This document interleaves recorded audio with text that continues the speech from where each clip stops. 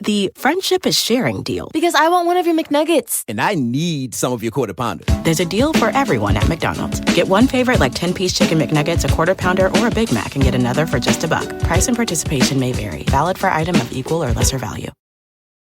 Luxury is meant to be livable. Discover the new leather collection at Ashley with premium quality leather sofas, recliners, and more, all built to last. No matter how many spills, scuffs, or pet-related mishaps come its way, the leather collection at Ashley is made with the durability you need for the whole family. Shop the new leather collection at Ashley and find chairs starting at $499.99 and sofas at $599.99. Ashley, for the love of home.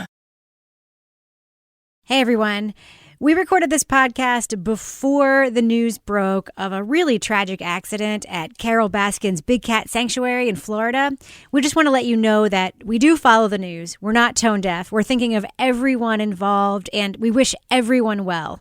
And yeah, we stand by it. We're still Team Carol. This is Rita from suburban Chicago. If you go to patreon.com/partnersincrimemedia, you can be like me and get exclusive podcasts, videos, and more, like the time I did Zoom yoga with Lara Bricker. I'm Rebecca Lavoie, and this is Crime Writers On.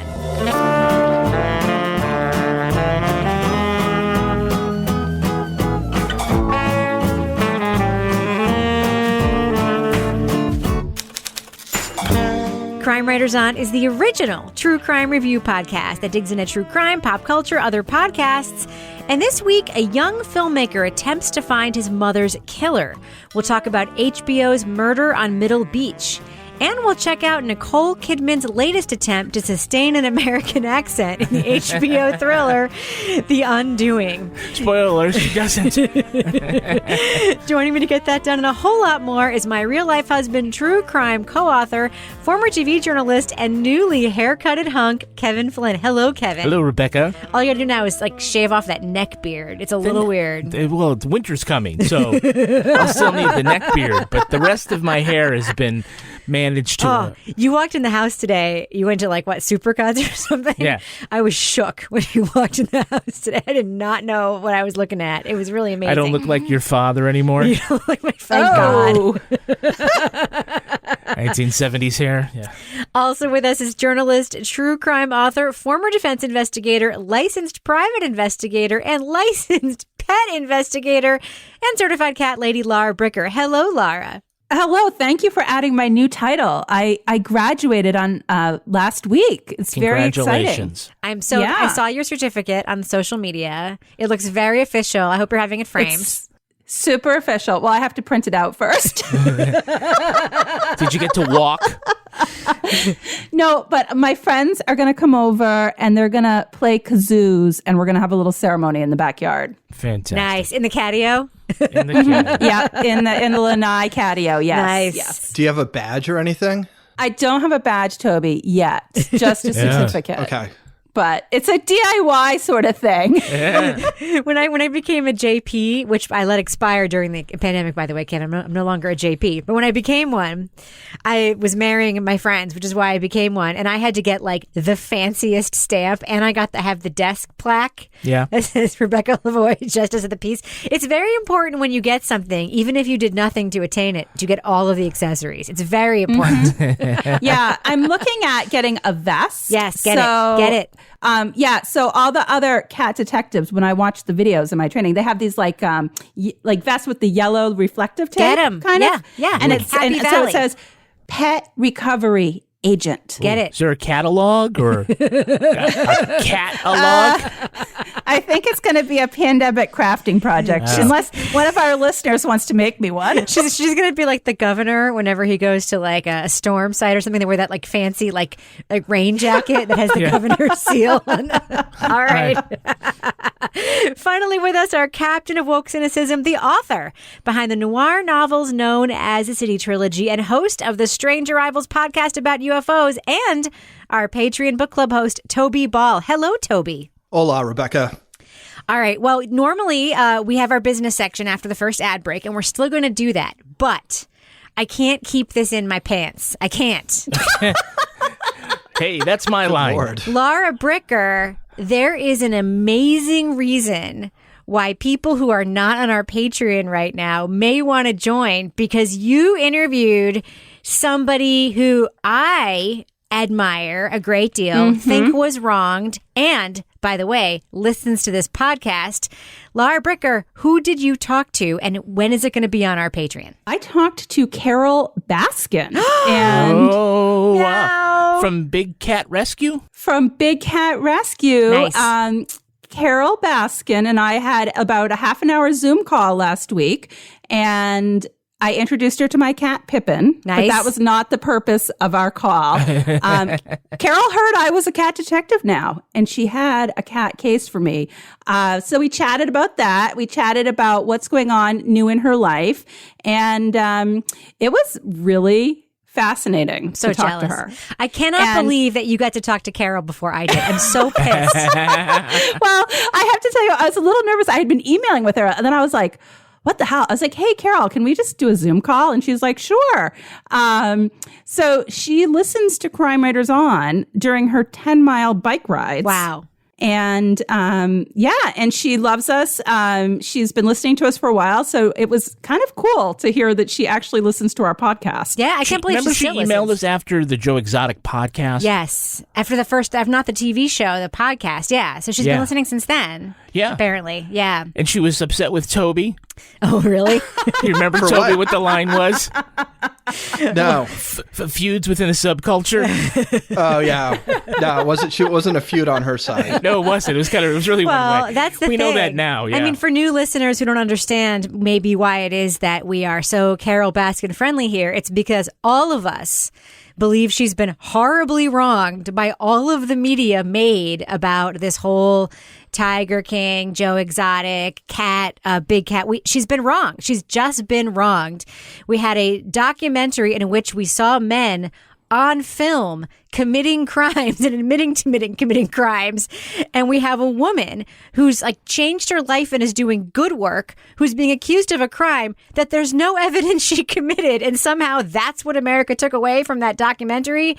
Not okay. Not okay. Whatever you think about Carol Baskin and Cat Rescue and all that stuff, she was wronged by that documentary. And we're going to hear from Carol later in this episode because I understand that Carol has a nominee for Cat of the Week. Of course she does. Yep. Of course she does. Now, She Kevin, does. one little thing that we're also going to talk about more later. Why should people join our Patreon now aside from Carol Baskin? Well, there's a fantastic deal that Patreon is helping us with. They now offer an annual membership. So Nice. instead of paying every month, you can pay once and commit for the whole year. If you do that, you'll save 10%. Nice. And everyone who does will get a telephone call of thanks from one of the crime writers. Even me?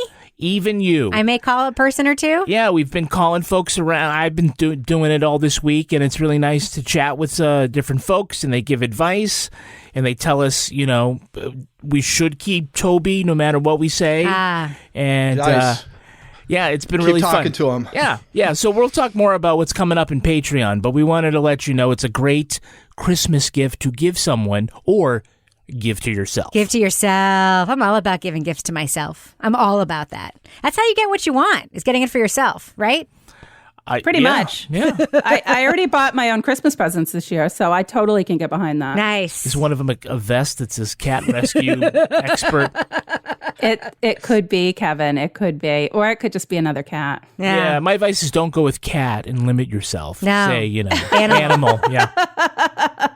All right. Should we go ahead and start the podcast? Do it. Leading off. We start with breaking news in Madison tonight, where a body has been found in a waterfront home there. Police tonight are treating it as a homicide. News Channel 8 first on the scene at Middle Beach Road. In 2010, Barbara Beach Hamburg was bludgeoned to death outside her Connecticut home. The immediate suspect was her controlling ex-husband, who was due in family court that day for a settlement hearing. But when DNA failed to match him, the case went cold. I just want to know why that why you can't even just talk to me. I know you want to know answers, and I know you want to know about your mom. First as a film student and later as a professional documentarian, Madison Hamburg began interviewing relatives and investigating leads in an attempt to find why his mother was killed. Was it an act of revenge for a pyramid scheme, an act of rage by a troubled family member, or an act of greed in a mysterious financial web? It was just women getting together, and it was all cash-based, and it was all terribly secret. In HBO's 4-part Murder on Middle Beach, Hamburg offers an intimate look at a troubled family and his own painful search for answers. Now, just to note, we recorded this episode before last night's series finale of Murder on Middle Beach, so we, as of this taping, do not know how the story ends. But if you want to remain spoiler-free for the first 3 episodes and maybe miss some of our wild speculation about what's going to be in episode 4, go to the estimated time code in our show notes. Now, Kevin Flynn, college student allegedly making a film for a school project, interviewing some of his relatives about his mother's murder. Do you think any of these relatives thought that anyone would ever see these interviews? I mean, even at the end, the later interviews, I still got the sense they were like, "Oh, Maddie, you're such a sweet boy with this hobby.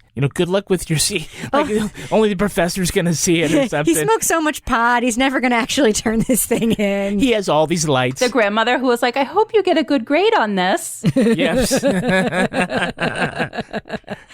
Hope you get a 4-part deal with HBO. Yeah. Toby, what do you think? I mean, Madison ends up having conversations with his family through the frame of making this film that I just kept thinking, like, he probably wasn't having these conversations if there wasn't a camera present, right? Yeah, I think so. And I really like this. And I think that's one of the things that was kind of appealing about it is that he is using the documentary as it's really, he's trying to figure out what the story is in a way that he couldn't do if he was just walking around talking to people. Like, he needs to have that camera lens there to be able to ask questions like, "Did you kill my mom? Did you have anything to do with the murder?" No. I have to ask everyone. It's okay. No. When I first kind of knew what the concept was and the way they tease it, I was sort of dreading watching it because I think it could have been super depressing.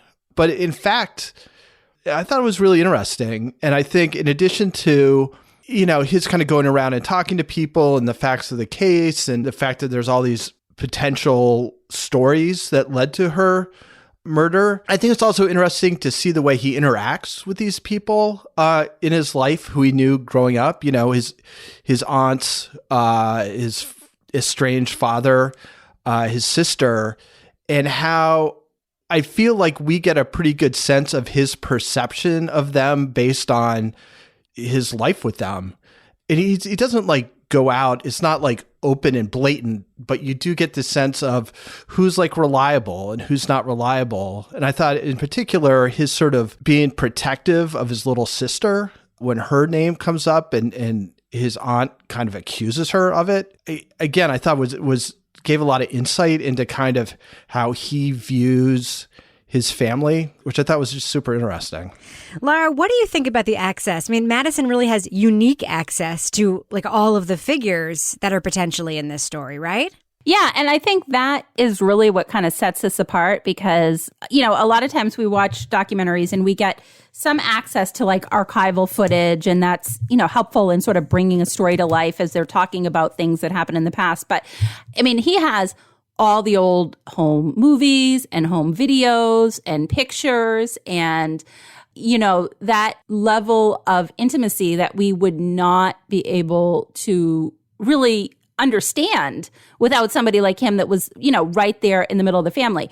It was definitely interesting to watch him try to stay sort of, he stayed pretty even keeled, even as he was out there talking to different family members, you never saw him, I didn't think, get riled up. He just kept asking questions in the same way. But again, it goes back to he had the access, but again, half of these people probably didn't think this was actually going to end up on HBO when they were giving him that access. Oh, they didn't. I mean, so you can tell they didn't by what they're wearing even on camera. Yeah. In some of the interviews. I can imagine what some of them think when they look at that. The dad, You videotaped me in that bar? Yeah, talk about that, Kevin, because that scene I have some questions about that. That was in New York, which I will say is not a two-party consent state. It was in New York that he filmed Connecticut? him. No, he filmed him in New York. Okay. And I only know this because I helped work on a story where I work, where it was a Lakeview story, remember? Where that mother was making phone calls and taping them. Yeah. And you can secretly tape people in some states and not in others. And New York is one of the states in which you can do that. I believe that's how he's able to do that and include it in the film. Like, legal would not have let him include it if it wasn't legal where he was doing it, right? I mean, this is an HBO. This isn't like a podunk network airing this thing. But Kevin, yes, what did you think of that? Because you can't say he didn't try. Oh, my God. With his dad. Yeah. No, I mean, we see it, I think, at least 3 times where he kind of confronts him, not, in a way that is both professional as a journalist, but also reasonable as a son, wanting to know what happened to his mom. You could say something to Mom. What would you say? To your mother? I have nothing to say. Nothing to say to her? It starts off where he, in the very beginning where his dad's like, oh, your mom had a lot of secrets. And then we get the whole story of episode 1 of the dad and the mom's relationship, the fact that he was immediately a suspect. Yeah. And is a strong suspect. Yep. And I think the only thing sort of eliminating him is DNA. Oh, I don't eliminate him for a second. Well, a lot of people say like, oh, well, the DNA didn't match. Doesn't but matter. what we know, we know 2 DNA things. And then we get this again because he recorded himself with the cops. Yeah. I can't believe that. Yeah, that was crazy. That's the part I was like, Yeah. what the fuck? What is happening? I don't think he knew any better. So in any event, you got great stuff. So I don't want to give you any false hope that the fact that you're sitting here means we're about to give you answers that you deserve. You understand what I mean? I respect that. I want to help, and I definitely don't want to hinder. The cops told them about 2 things. There was a cigarette butt, which was his, that they found outside near the body or whatever.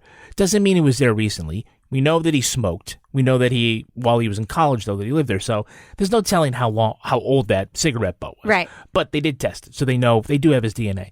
The second thing was the DNA under the fingernails. What they said, not that it didn't match, they said it was of Hamburg family lineage, right? So a male lineage.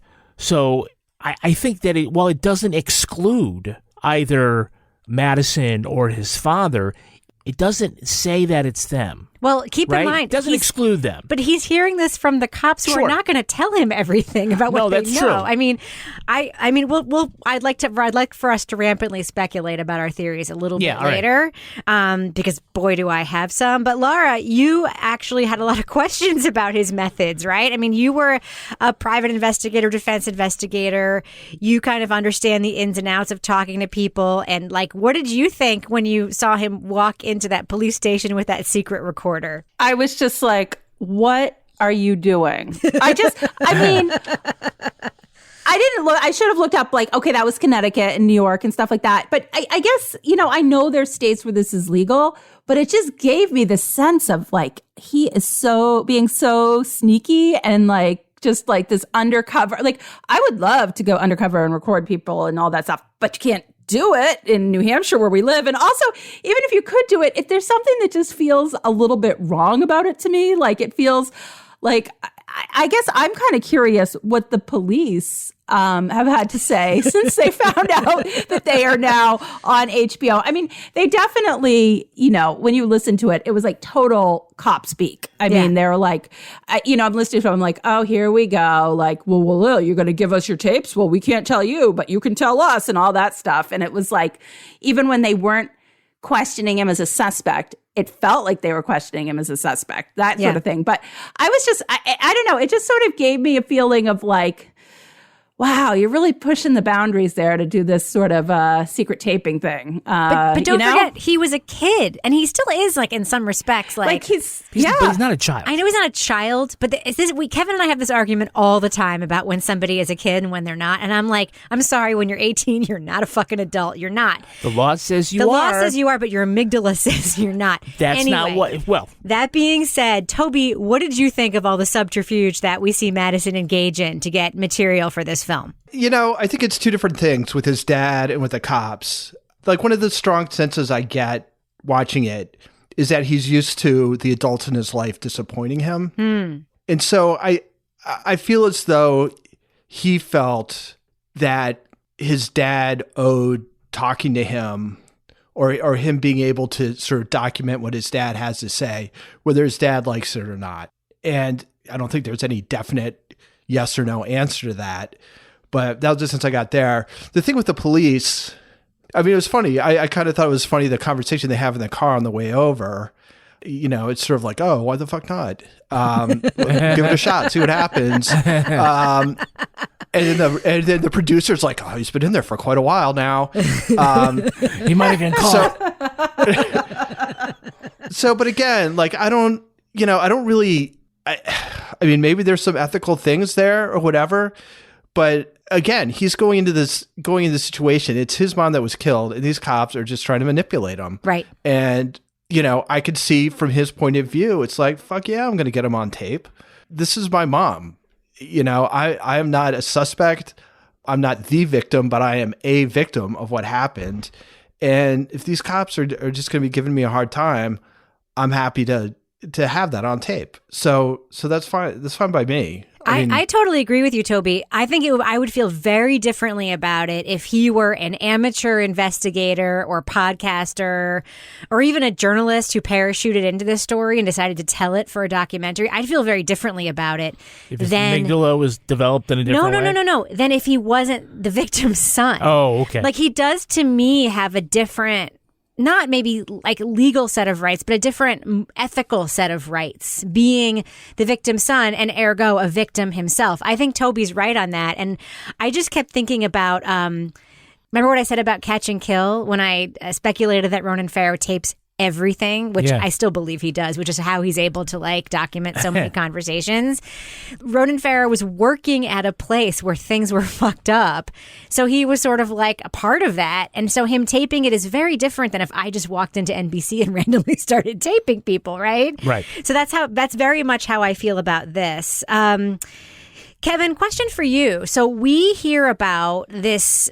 So the dad sort of comes up as a suspect. And then in episode 2, it sort of lays out this financial scheme that the victim was involved in, these gifting tables, which were a big scandal, sort of suburban Ponzi scheme along the lines of the airplane game that we heard about in The Dream. Yeah.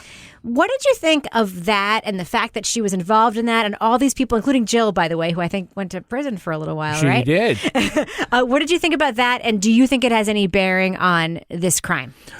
Well, ultimately, I don't know. It seems that there are 3 theories of the crime, and one is the dad, and one is that a relative who, either under the influence of drugs or mental illness, killed her in a rage, which would either be Barbara's sister, Conway, or Barbara's daughter, which I think her name is Allie. Yeah. Right.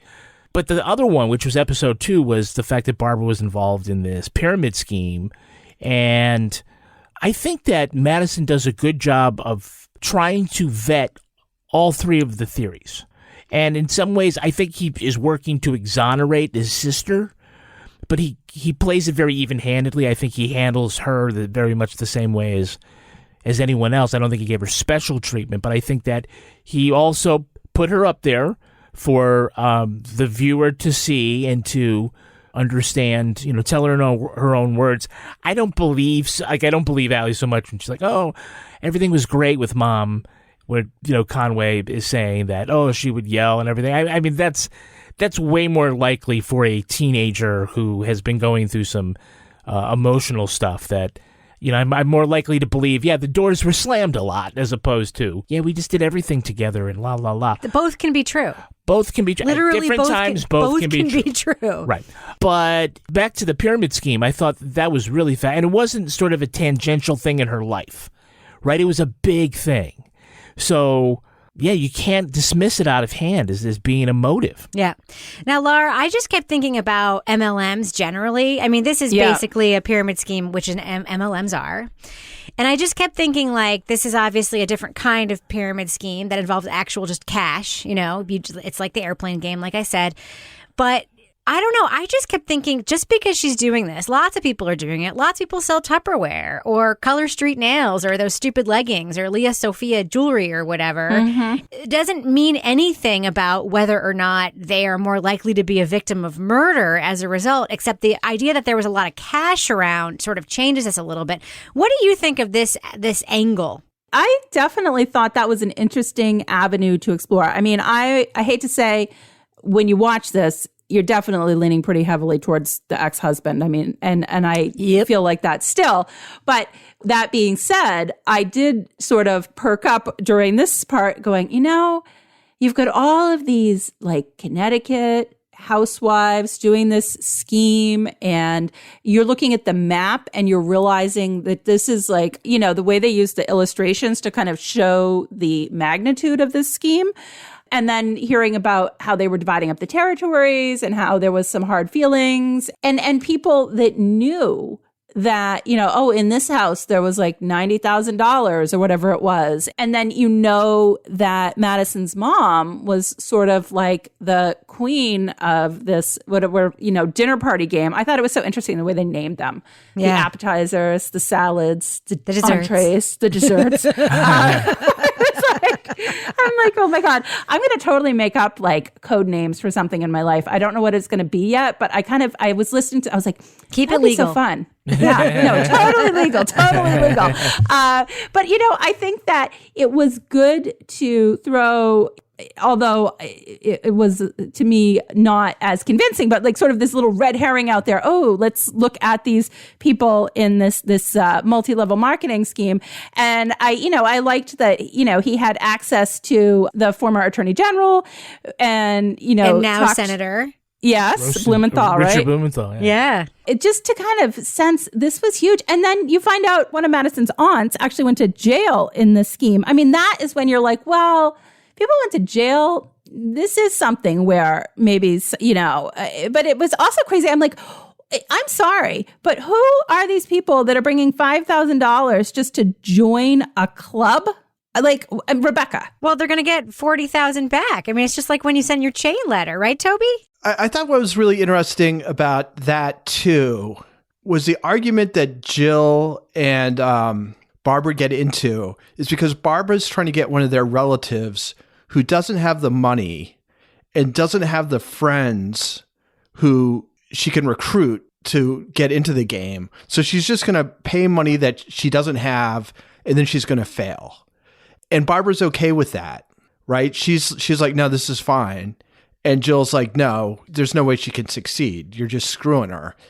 And you also hear that Barbara's getting like AA friends involved. So it seems like in addition to the fact that there's this sort of Ponzi scheme going on, and it's huge, and they're among the ringleaders, and I think it's pretty strongly implied that Barbara was going to probably go to jail if she'd lived, is she's bringing in people who are going to lose, like who are going to be the people who inevitably don't get their money back. Right. And don't have that money to lose in the first place. So that was an interesting point to be making about his mother. And I don't know how much of it was news to him. It seemed like it might have been. But again, I thought that was kind of insightful. And in a lot of ways, like he doesn't come off as an angry person. Right. But this feels like a pretty angry documentary. Yeah, it does.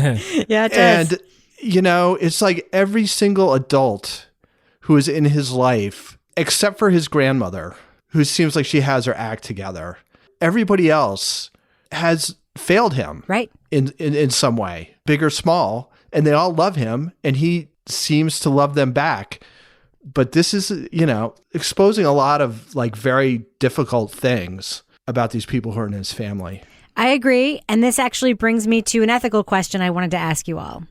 So I'm going to speculate. It is my opinion. Maybe episode 4 will bear this out differently. This will be a horrible take by the time this podcast comes out. It is my fervent opinion that the most likely suspect here is the father for several reasons. One is he had a hearing that day in their divorce, which the timing of her death and that hearing, you cannot ignore that. Plus his behavior in refusing to discuss it the way he refuses to discuss it, specifically where he tells his child that his lawyers won't let him talk about it, is just so upsetting and disturbing to me. And I just can't imagine even somebody who did it, who was less calculating, would just lie and say, no, I had nothing to do with it. But he won't even do that. And then also his father, we can't forget, despite the fact that he won that lawsuit, does have kind of a suspicious record of his own with money and his jobs and potential fraudulent activity and so forth. This isn't necessarily like a huge stand-up guy. That being said, one of the ethical questions I had about this is if Madison suspects one of these people over everyone else, which I think it's reasonable to say he probably does, or even if he doesn't, he has put all of the members of his family on film in a serialized thing that comes out episode by episode and sort of put each of them in the frame as potential suspects. Episode 1, it's his dad. Episode 2, it's, the MLM stuff, and his mom is the most culpable. And then he has sort of Conway, who that's another whole story. What do you guys think? I'm curious about kind of the ethics of a family member who maybe or maybe doesn't suspect another family member of being the main person in the frame, who's willing to put their sister in the frame for viewers to decide for even just a minute. What do you think, Kevin? Well, like we always say in nonfiction, you either betray your subject or you betray your audience. Yep. And he is not betraying the audience. Nope. Right. And he's showing what he's discovered and what he's learned. I don't think he's presenting a distorted picture of the rest of his family. But I think I think he's trying to give sort of equal time to these other theories that it could have been somebody else. Well, the family gives them equal time, right? Yeah, and so, again, would it be a very uncomfortable Thanksgiving dinner, Thanksgiving Zoom dinner? Sending Conway a Christmas card. No, but still to hear people talk. I mean, even if it was 7 years ago, remember when, your crazy aunt did blah, blah, blah. Yeah. But, just one other follow-up, it looks like from the promo for episode 4, which everybody already watched, they're discovering some international financial documents, and Dad was always an international traveler, and where the fuck did his money go? He may have had foreign bank accounts, which was teased in episode 1. And it would be a great motive, but I don't know. Anyhow. What do you think of the ethics of that, Lara? I think it's a good year that they had a Zoom Thanksgiving, just saying. And they didn't all have to be in the same house together. Well, I think it's interesting because I think that it does put it in a different light than if it, say, was like an independent filmmaker who's like, well, these are the suspects and this is who I think did it. In a way, I think it gives him a little bit more freedom to put out who he thinks did it because he's connected to the case. So it's definitely, it's burning some bridges with the family, I would think, going down the road in light of him moving ahead with this documentary project. But I do think that when you are personally involved, that gives you a little bit more permission maybe to say what you think happened. Yeah.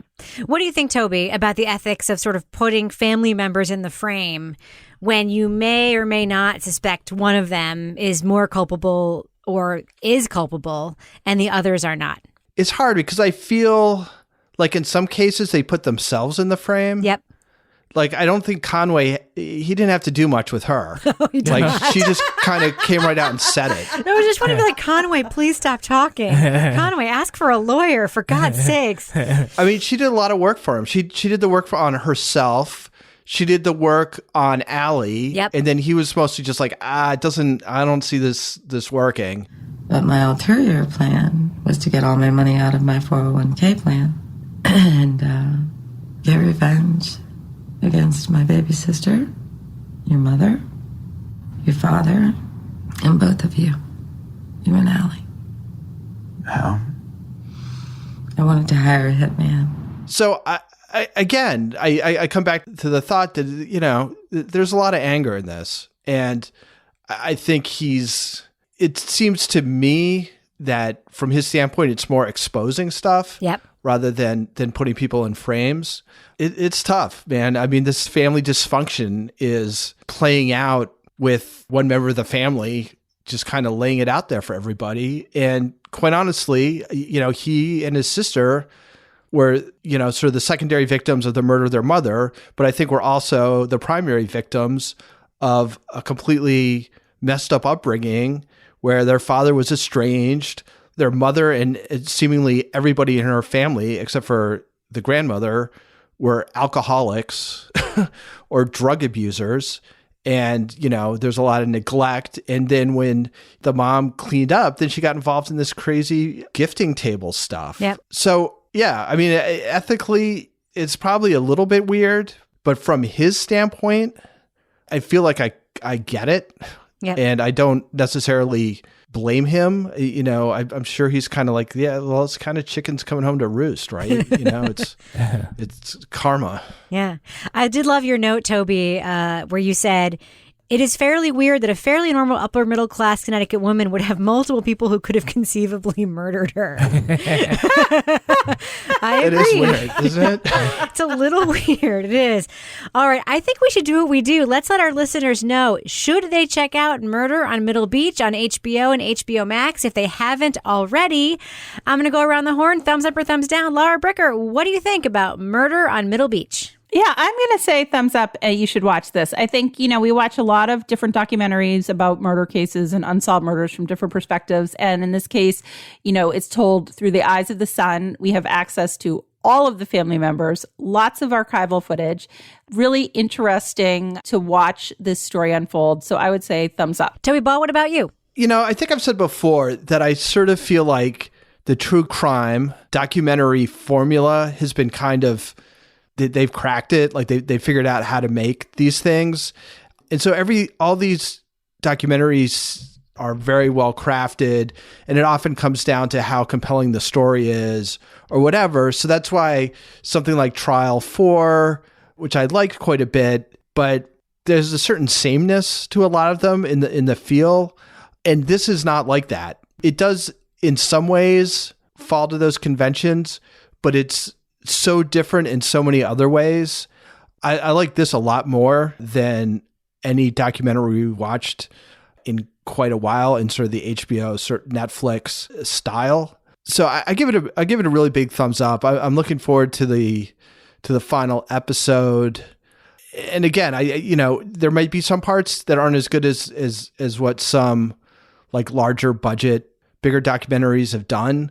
But I think just the fact that it sort of breaks the mold or doesn't fit into the mold is also sort of a plus in my book. Kevin Flynn, what about you? Thumbs up or thumbs down for Murder on Middle Beach? Yeah, I'm going to go thumbs up. I'm not usually excited about sort of these personal narrative, you know, there was a crime in my family and this is how it affects me kind of stories, just because that part is really not unusual, right? That it's a tragedy and it's something that you go through. So when it's like, oh, I'm going to investigate my mother's death, I'm kind of like, oh, okay, fine. But he does a really good job, both at the investigation part, the craft of the shooting the documentary and putting it together, and as someone who inserted himself just the right amount into the story. As a crime story, I mean, it's kind of basic as far as, you know, different things that we've talked about. But adding this element of it being a family member and the access that he has, you know, makes it a little different. So, yeah, I'm definitely going to make sure I see that last episode. So thumbs up. Yeah, this is a big thumbs up for me, too. I actually think Murder on Middle Beach is only partially about the murder on Middle Beach. I think it really actually is a study of an American family. Anybody, if they start interviewing their relatives, don't have to do it for very long if it's an honest interview before you get to something super fucked up. I mean, that's just the way families are, right? Like, you can talk to your mother and she'll talk about one of her siblings or something that she did as a kid or whatever, and you're just like, what? everybody has some sort of dysfunction in their family. This family arguably maybe has more than others. I don't necessarily think so. But that's what makes this so good, is that it's so recognizable, like the parental estrangement, you know, the nutty aunt, the people who are just indulging the kid who, you know, I don't want to like besmirch Madison, but he lets us know like he was on the wrong path for a while. He was sort of like having a hard time himself and really sort of struggled through his adolescence and young adulthood. He's come out the other side of it, and he's really examining not just who killed his mother, but how he was made. And I find that affecting and cool. And I love the way the amateur footage is woven together with the more professional footage. I just think it could be so dumb and ham-fisted and silly, but it really, really works for me. So big thumbs up for me for Murder on Middle Beach. Want the same expert advice you get from the pros in the store while shopping online at DiscountTire.com? Meet Treadwell, your personal online tire guide that matches you with the perfect tire for your vehicle. Get your best match in 1 minute or less with Treadwell by Discount Tire. The friendship is sharing deal. Because I want one of your McNuggets. And I need some of your Quarter Pounder. There's a deal for everyone at McDonald's. Get one favorite like 10-piece chicken McNuggets, a Quarter Pounder, or a Big Mac, and get another for just $1. Price and participation may vary. Valid for item of equal or lesser value.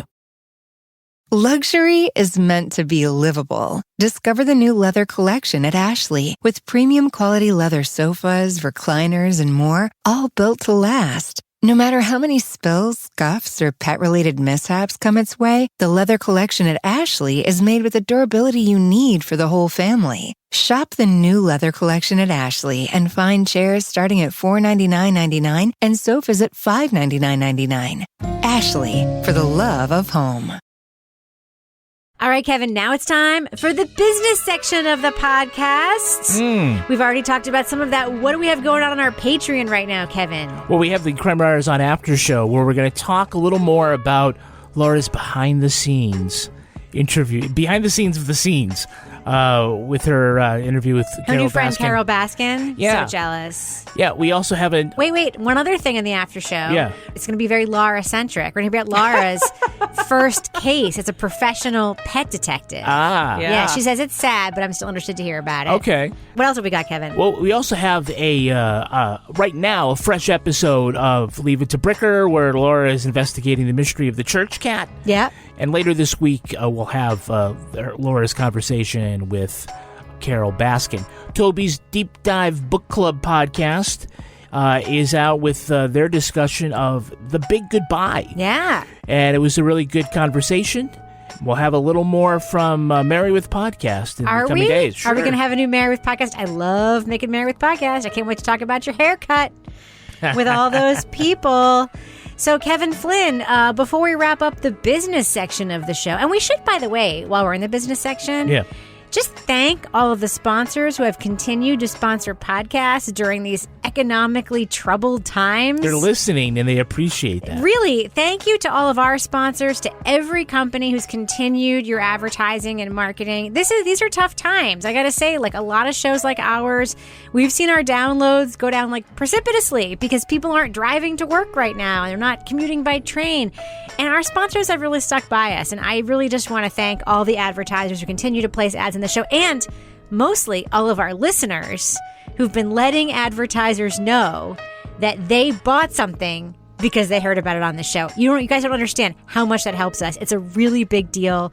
Our agency sees it. It helps keep us in business and helps us make this podcast. So thanks to our listeners. Thanks to our advertisers. Kevin, who are our Patreon patron saints of the week this week? Our Patreon patron saints are Mariah Reynolds and Les Blackmore. Ooh. Bless you. Bless you. I talked to both of them this week. You did? Yeah, they're both wonderful people. How are your phone calls going? Oh, they're great. People love hearing from me. I know Laura and Toby have a list of folks they're going to be calling. I've got a list. Yeah, will you get on that for Christ's sake? I will. Hope by now you've made all those phone calls. I hope by the time this podcast drops, I have made at least some of those phone calls for sure. A lot of folks, we're trying to catch up, so. Yes, and everyone's so nice, right? No one's creepy.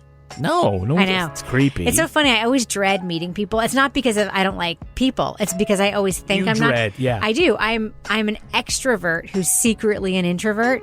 So whenever we go to a thing and we're going to meet fans and people, I'm always like, oh God, this is going to be terrible. It's never terrible. I love that because they're so nice. It's always amazing. Yeah. It's always amazing. And I always become real friends with them in real life, and we end up DMing all the time. So, yes, we're going to make our phone calls. Yes, we're going to talk to you. Thank you for supporting us on Patreon. And if you want to hear more about Carol Baskin, head on over right now to patreon.com/partnersincrimemedia. And thus ends the business section. Kevin, I realized you forgot to sing the business section theme. Exactly. Yeah. All right, we're fading that music out now. Moving on. It was Eleanor. What? She was found dead. What happened? There's been no official word. At first I heard aneurysm, but what the school is being told is that she was murdered. Grace Frazier's life is upended when the mother of a student at her son's Manhattan private school is brutally murdered. As the media devours the story, Grace cannot understand the previous attention paid to her by the victim, nor does she understand why her husband has left the city with no way to contact him. Hi, Regency at the arcade. Jonathan Frazier, please. Is he a guest? Yes. I'm sorry, I'm not seeing a Jonathan Fraser. Would he be under another name? Dr. Jonathan Frazier is a compassionate pediatric oncologist who looks just like Hugh Grant. But police tell Grace he's been keeping secrets about his personal and professional lives. Is it possible the man she married is a cold-blooded killer? I went to a bar to collect myself, then I went back to confront her again. She was fucking dead. She was dead. Nicole Kidman leads the cast in HBO's 6-part thriller The Undoing, which also stars Hugh Grant as a guy who looks just like Hugh Grant and Donald Sutherland. It shows us a world and his crazy eyebrows. It shows us a world of New York's elite turned upside down. Despite its striking locations, real estate porn, and A-list cast, does The Undoing deliver the satisfying murder mystery it promises? Now, we are going to be talking about plot points for The Undoing, so to remain spoiler-free, go to the estimated time code in our show notes to hear our thumbs up or thumbs down review. I'm sorry, Kevin. I know that I always ask you a question first, but I just have to say something. Yeah. Was this not the worst American accent-a-thon of anything we have ever watched, ever? I know that we're all looking for the Nicole Kidman terrible accent because I've talked about it so many times. Yeah. But I'll just tell you, the woman on Mindhunter who plays the psychiatrist? Right. Yeah. She's Australian, and I'm watching an Australian TV show right now that she's in. She's full Australian. I had no idea she was Australian when I watched Mindhunter. It's possible. It is possible. It can be done. Hugh Jackman can do it. All those Hemsworth brothers can do it. Like that lady from Mindhunter can do it. I don't understand why Nicole Kidman can do it. And the worst, Kevin, was Douglas Hodge. Who's that? He plays the public defender that has this ridiculous, maybe Brooklyn accent. Don't be talking to nobody in here. The franchise is populated with reprobates that are going to improve their plight. Any information they can glean from you might reap dividends, and not to you. Well, I would only tell them that I'm innocent. Innocent is good. Saying nothing is better. What was that? He's actually English. That's what it was. But also the DA, yes, the prosecutor, is Danish. Yeah. She's Danish, and she sounds Danish. But at the end, she sounds American. Well, she goes back and forth between sounding like she's in the cast of Borgen and sounding like she's an American prosecutor. So can we just as all long as agree? We're on minutia, yeah. Can we start with the theme music? Oh my God, the opening credits make no sense. You know who sang that? She wrote it. Nicole Kidman. Nicole Kidman. No, she didn't write the song. She sang it's a classic song. song. I thought she wrote it. No. It just doesn't fit anything about this story. Nor does the visuals in the opening credits. Which is kind of indicative of the whole series. That was Nicole Kidman singing. Yeah, Dream a Little Dream. Dream a Little Dream. You're kidding. The other thing, too, is the whole opening credits feature this little girl, which makes you think there's going to be some storyline that has to do with Donald Sutherland, her dad. It's Nothing. just plucked out of the wrong thing. Nothing. Okay, now that we've burned There's the things more to acting than doing accents. Oh, there is. It's singing. But one other thing that really bothered me, Nicole Kidman never carries a fucking purse in this TV show. And that is ridiculous. She has really nice, long, ridiculous outerwear. Coats. Yeah, they're very fancy. I'm done with Nicole Kidman being cast in the exact same role in all the HBO shows. I think that's what I was what's that role? It's another wealthy woman whose husband turns out to be not who he's supposed to be, and she's shocked and she's horrified, but she's trying to stand by him, blah, blah, blah. Okay. Yeah. Now, Toby, you feel like on one of your notes that this is a throwback in some ways, The Undoing. What did you mean by that? It just reminds me of a lot of the kind of thrillers from the 80s and 90s where Richard Gere would probably play the Hugh Grant person or possibly Michael Douglas. Yeah. And, it's not really a mystery and it's not like a procedural or anything like that, but it's, something messed up happens and then a person has to figure out what's going on and, there are various red herrings or whatever. But it seems like there was, like, every once in a while I find myself like looking for a more current one that's like that. Like, I'm just in the mood for a thriller and I just realized they don't really make them that much anymore. Yeah. Whereas back in the day, it was just like constant. It was like nonstop. It's like, the here's Hand one That with Rocks Ray the Liotta. Cradle. Here's one with the one with Glenn Close murdering the rabbit. Oh, yeah, with the rabbit. Basic Instinct. Yeah, the one with Fatal Attraction. Jeremy Irons where he plays the creepy gynecologist twins. Yeah, Dead Ringers, Eternal Affairs. I mean, you can just go on and on. There's so many. Harrison Ford, Richard Gere by the was in way. like 4 of them.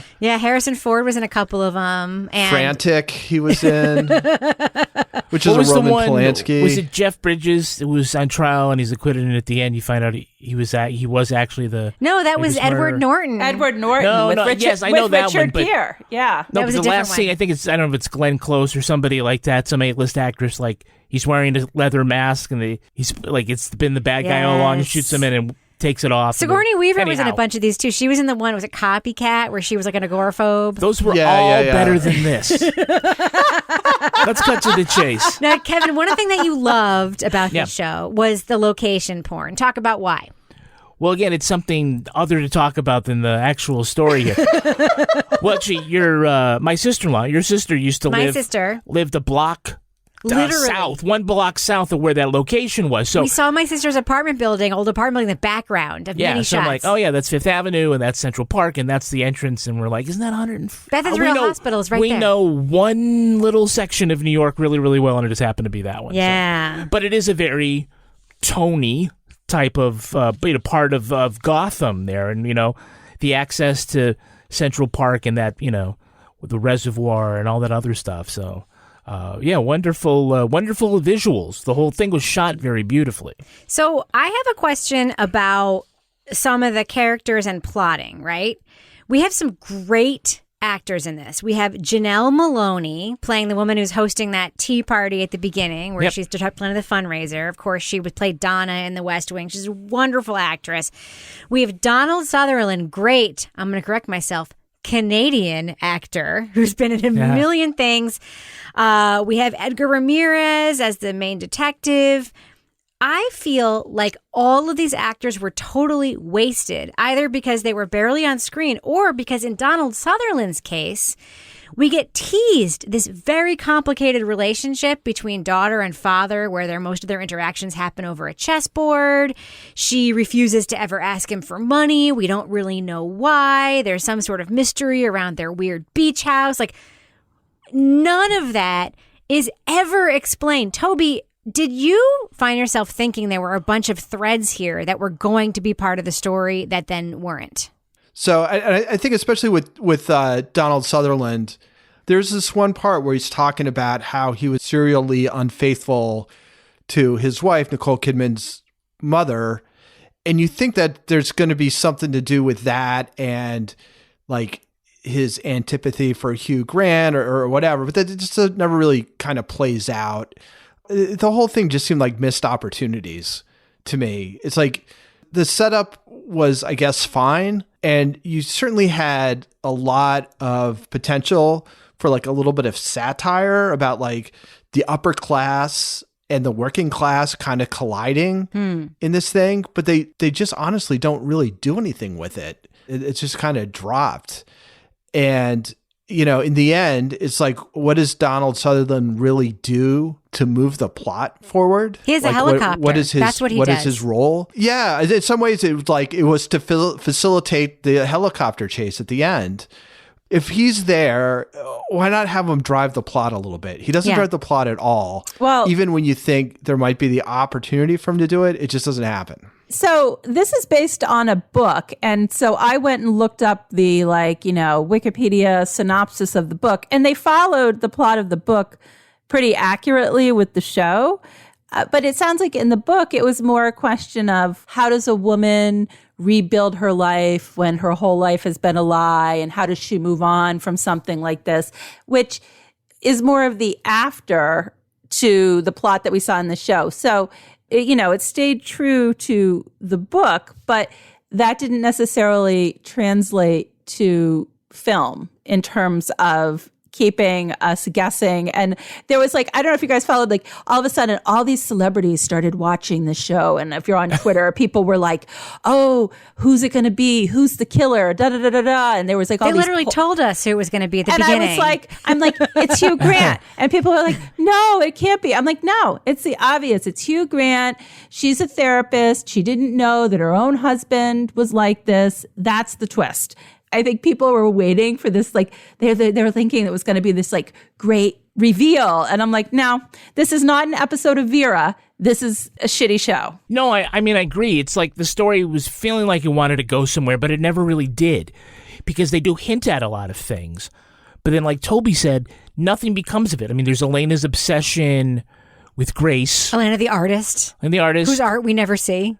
We don't really, except for the picture of Nicole Kidman. We see the picture. I was going to say, we see the naked picture. Whew. Yeah. But what of that? None of these threads get tied in the end. They just were sort of out there. Like, the detectives are very pushy, and he was squirming on the stand. Is he dirty? Is he nothing happens with that. Franklin, he does that scene where he tells the principal that he's a cocksucker, the old school kind or whatever. But he doesn't do anything, right? He's not really threatening. Basically, it's just, hey, we're going to throw Hugh Grant out there, and we're going to make him be Hugh Grant. Yep. And we're just going to see if people won't think he's the killer. We're going to let him be British, by the way, and he uses regular accent. Yeah, maybe his American accent is so bad they couldn't even take it. But that just seems to be the theory here, is we're going to get him super charming, and it'll be like, no, the guy from Notting Hill couldn't possibly have killed her. We're not having... Tell him. It's the dog thing again. Why, Dad? We can't have a dog. Because, as I've said before, all dogs make my throat close up, so no air gets to my lungs, which makes me die, so it's undesirable. And they just never, ever give you a reason to doubt that. They never give you any plausible other explanation, something to lead you down any kind of road. I kind of feel like the direction for Hugh Grant the entire time was, remember when you got caught with that prostitute and then you went on all the talk shows? Just act like that. Oh. Sex worker, but point taken. Keep going. But then the other thing is the whole thing when Kevin was talking about the missed opportunities. So the way that Elena acts towards Nicole Kidman when she's alive is so strange and sort of provocative. I was trying to get a handle on what was going on there. And that seemed like another thing that might be kind of interesting. It's like, what is she trying? Is this some kind of weird head game she's playing? Or, what's going on? And then in the end, it just comes across as I really think we could be friends. I mean, I think she could be really good for our kids. How are you? I'm well. Good. Thank you so much for making me feel so welcome. Like the other women. I don't know, I felt like an intruder. But you made me feel at home, so thank you. What? Why did you kiss her and stand in front of her naked in a locker room for a while and, sort of passive aggressively start nursing the baby at the, all this stuff was just so odd. Of course you'll be friends with somebody that shows you her tits. Her beautiful and it's tits. I think we could really be good friends. It's I didn't understand that at all. No, I totally agree with all of that. All of those unexplored opportunities. How come if he had that bloody hammer? Yeah.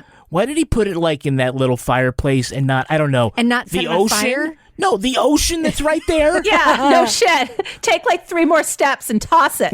Where do you think you could get rid of it possibly? So, Lara, one redeeming character in this whole thing is amazing defense attorney Haley Fitzgerald. Perhaps Haley Fitzgerald is the only normal person in this whole thing who calls it like she sees it and is like, what the fuck? People hire me to create muck. Muck up the state's case so they can't meet their burden. That's what I can give you and your husband. Muck. What did you think of her? She was awesome. And I think that, I was watching this and I was thinking, at one point, this was a what money will buy you sort of when you're from, like, first of all, obviously the father funds this lawyer. And by the way, he just happens to also have $2 million just sitting around for bail. But that character, I just felt like she was the one that spoke the truth and called these people's bullshit when they were doing all this stupid shit that they shouldn't have been doing because they're like, well, the law doesn't apply to me or whatever. Like when they went out to eat dinner in the middle of the trial at a restaurant, but she was just like, no. I'm like, oh yeah, that just, what's wrong with these people? So I love that character. I'm glad that we saw as much of her as we did. I loved at the end when he was getting all mad and she was just like, she said, well, we're here because you didn't fucking get rid of the, hammer weapon. Yeah. So no, I thought that was great. And I just loved that it was a woman in that position as well. Yeah.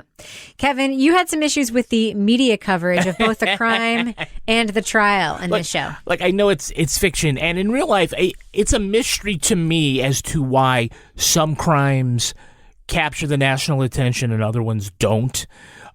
Because I've been involved with, different cases that I was certain were going to be on 2020 and other ones that for some reason I don't know why the Dartmouth killings were as big as they were. And in any event, the idea that if this were all of a sudden the lead story, that the angle would be, oh my God, the mother at this prestigious school.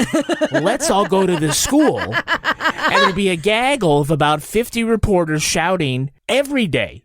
At a school. Every day. The next day, it's still, go back to the school. You didn't get anything yesterday. Shouted people another day. At the school. Every fucking day, go to the school. And meanwhile, Nicole Kidman is walking up next to her apartment, and there's no one outside the suspected murderer's apartment. Until there is. Yeah. I just that would never happen. And you also had issues with the media coverage of the trial, didn't you? They were just Well, it leads into this whole thing about there's no twist, there's no surprise to this. Yeah. In fact, even the the news coverage with the analysts are like, well, odds makers in Las Vegas have stopped taking bets. Doesn't look good. They keep telling you, yeah, he's going to go. Well, it looks like he's going to get convicted. He's probably going to get convicted. And then what happens? He gets convicted. Yeah. Well, we assume he did it, but it was like, what is the payoff? Yeah. That I was not supposed to be fooled, and I don't know. Toby, who do you think had it worse as a kid, Henry from The Undoing or the real life kid, Madison from The Murder at Middle Beach? Bro, Madison, obviously, because it's real life. But Henry, man, he has to play the violin, which he says he enjoys, but he's terrible at. His mother never carries a purse. So, he's never had a snacks or a tissue his entire young life. You're like, man, this violin case is super heavy. Yeah, he's lugging around his father's murder weapon from place to place.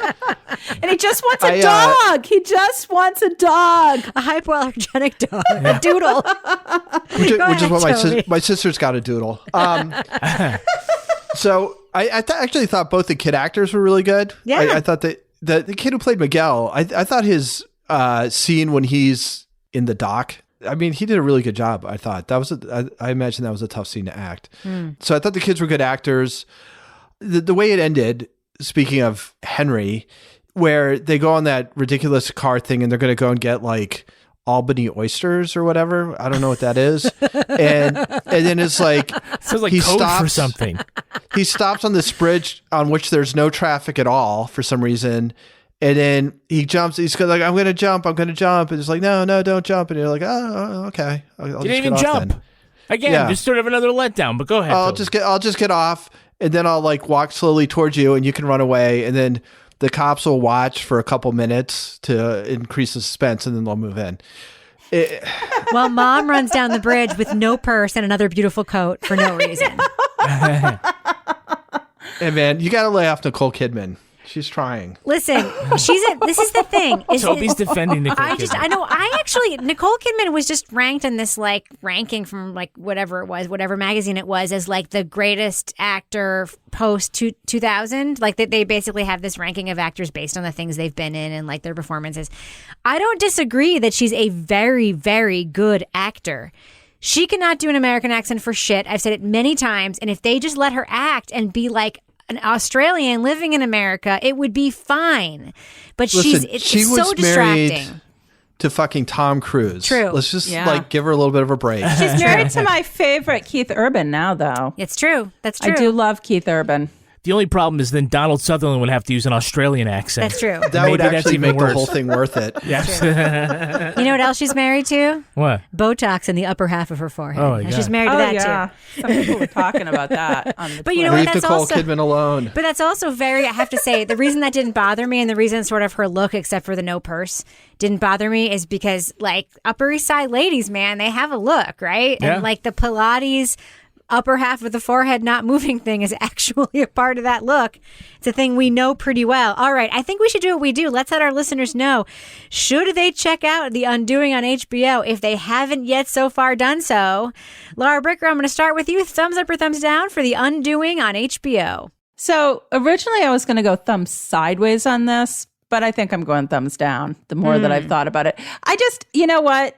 This is like, there's been so many of these, I call them suburban domestic suspense shows. They're like the Gone Girl spinoffs. And this is the second one we've seen Nicole Kidman in. The last one was the California one there. Same thing. Big Little Lies. Big Little Lies. I feel like that this was teased as like a whodunit mystery thriller suspense sort of show. And I don't think that the payoff is really there. I think they've got a lot of great actors and actresses in this show. But you know what? It's something to pass the time. We are all stuck inside with COVID. So if you really want to look at some nice jackets, you might want to check it out. Good outerwear. Winter is coming. So I don't know. There's plenty of other things to watch. All right. So that's a thumbs down, Lara? That's a thumbs down. What about you, Toby Ball? I'm a thumbs down.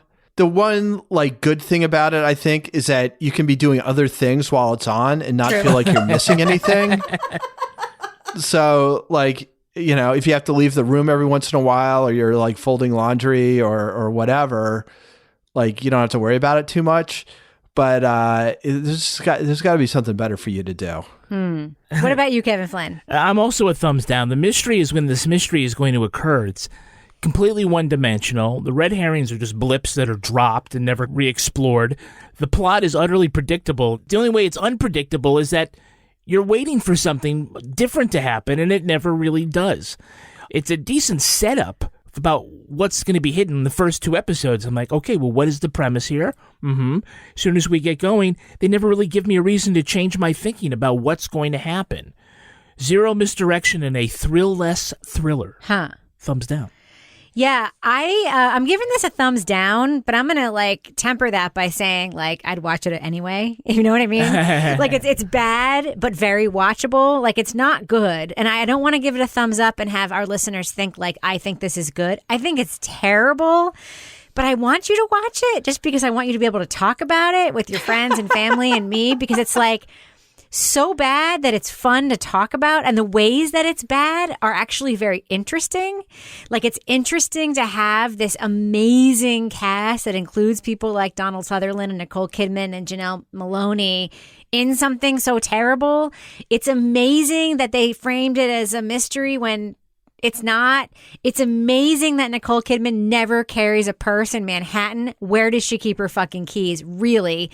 Like, so many things about it are amazing and discussion worthy that I'm tempted to give it a thumbs up because I want you all to watch it, but I cannot because it's terrible. So I got to go with a thumbs down for The Undoing. Want the same expert advice you get from the pros in the store while shopping online at discounttire.com? Meet Treadwell, your personal online tire guide that matches you with the perfect tire for your vehicle. Get your best match in 1 minute or less with Treadwell by Discount Tire. the friendship is sharing deal. Because I want one of your McNuggets. And I need some of your Quarter Pounder. There's a deal for everyone at McDonald's. Get one favorite like 10-piece chicken McNuggets, a Quarter Pounder, or a Big Mac and get another for just $1. Price and participation may vary. Valid for item of equal or lesser value.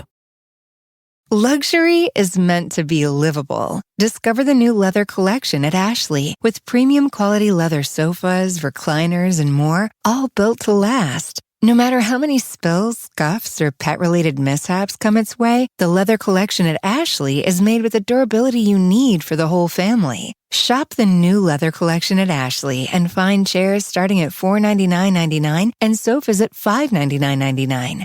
Ashley, for the love of home. Now it's time for my favorite part of the podcast, a little something I like to call the crime of the week. There will be no more fucking in Austria. By the way, I have not read this before, so that was a fun sentence to read. That's right. The 100 residents of the tiny village of Fucking have finally agreed to change its name.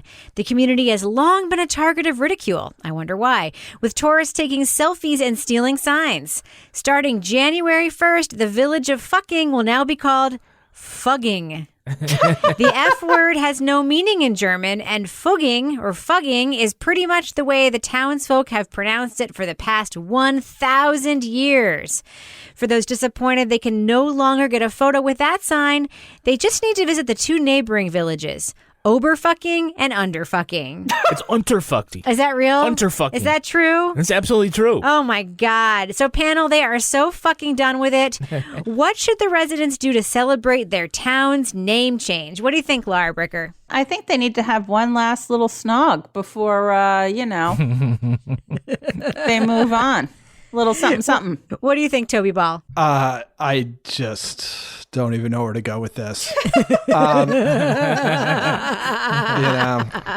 Just have some beers, call it a day. Yeah, what do you think, Kevin? I think they should go visit the town of Yerkinov or Vakenit. Yeah. And they should bring their soccer team, the one that has all the blue balls. Nice.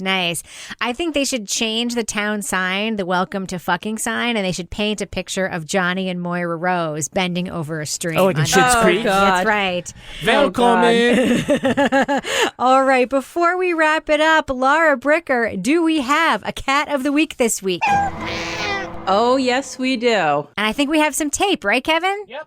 Hey, all you cool cats and kittens. Yeah. It's Carol Baskin from Big Cat Rescue, and I'm nominating Poppy the Bobcat as Cat of the Week. Yes. Poppy the Bobcat was found on a trail, abandoned by his mother.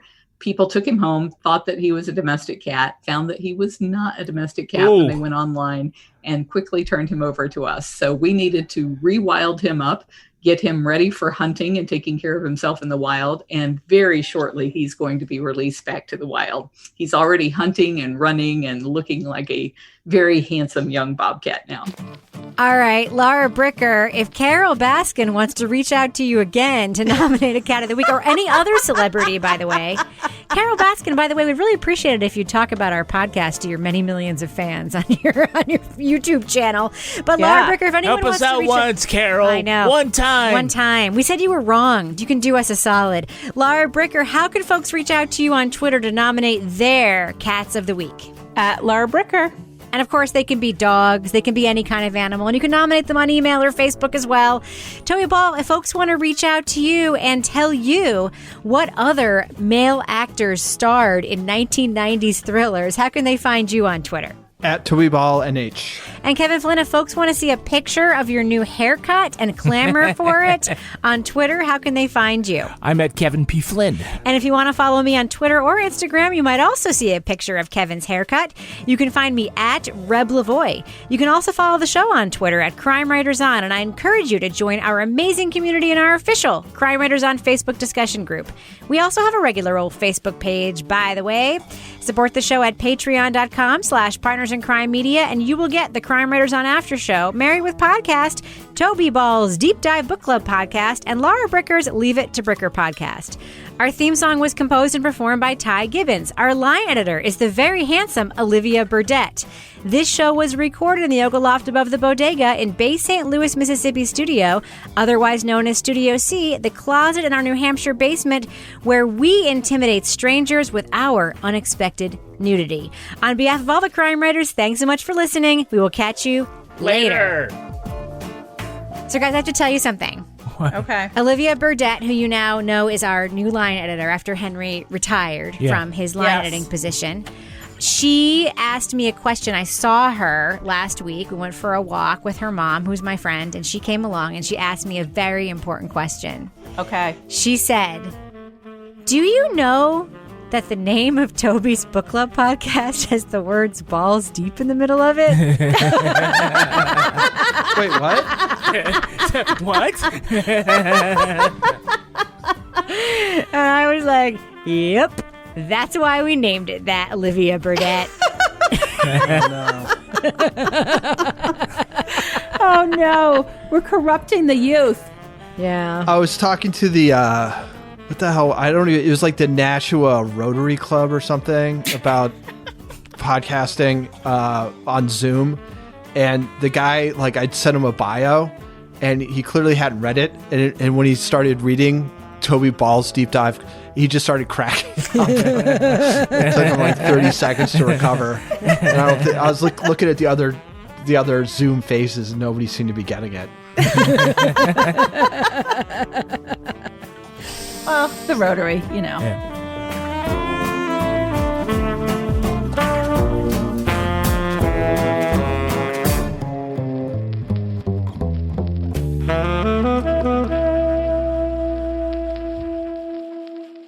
Partners in Crime Media. Luxury is meant to be livable. Discover the new leather collection at Ashley with premium quality leather sofas, recliners, and more, all built to last. No matter how many spills, scuffs, or pet-related mishaps come its way, the leather collection at Ashley is made with the durability you need for the whole family. Shop the new leather collection at Ashley and find chairs starting at $499.99 and sofas at $599.99. Ashley, for the love of home.